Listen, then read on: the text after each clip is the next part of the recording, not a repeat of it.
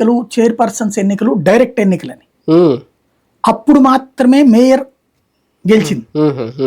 Even అప్పుడు కూడా majority మళ్ళీ కాంగ్రెస్ ఉండేది, ఉమ్, కాంగ్రెస్ ఎంఐఎంలే ఉండేది. ఉమ్, అంటే కార్పొరేటర్లు వీళ్ళు గెలిచారు, ఉమ్, మేయర్ అప్పుడు విజయవాడ పంచమర్తి అనురాధ విజయమైన అవును. వీళ్ళందరూ కూడా మేయర్లుగా వీళ్ళు గెలిచేవాళ్ళు ఉమ్, టీడీపీ తరఫున, మేయర్లు, మున్సిపల్ చైర్మన్లు. ఉమ్, అదే సందర్భంలో గ్రౌండ్ లెవెల్లో వచ్చేటప్పుడు కౌన్సిలర్లు, కార్పొరేటర్లు వీళ్ళకి అవకాశాలు ఎక్కువ ఉండే. అవును. ఉమ్, అట్లాంటి సిచ్యుయేషన్లో కూడా ఉమ్, అంటే అంత ఎప్పుడు కూడా పూర్తి బలం లేదు ఎవరికి. ఉమ్, 2016లో మాత్రం టీఆర్ఎస్కి 99 కార్పొరేటర్ సీట్లు వచ్చినాయి ఉమ్, ఏకంగా.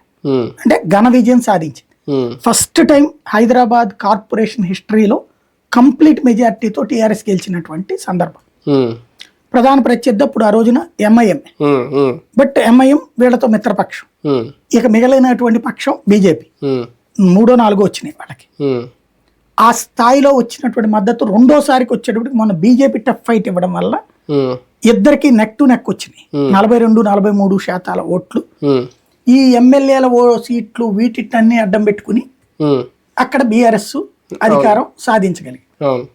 అయితే కాంగ్రెస్ పార్టీ ఈ 3 టర్మ్స్లో కూడా నామమాత్రంగానే మిగిలింది. ఉమ్, ఇప్పుడు కాంగ్రెస్ పార్టీ రేపు జిహెచ్ఎంసీ ఎలక్షన్ జరగబోతున్నాయి. ఉమ్, ఈ నేపథ్యంలో బీఆర్ఎస్ని దెబ్బ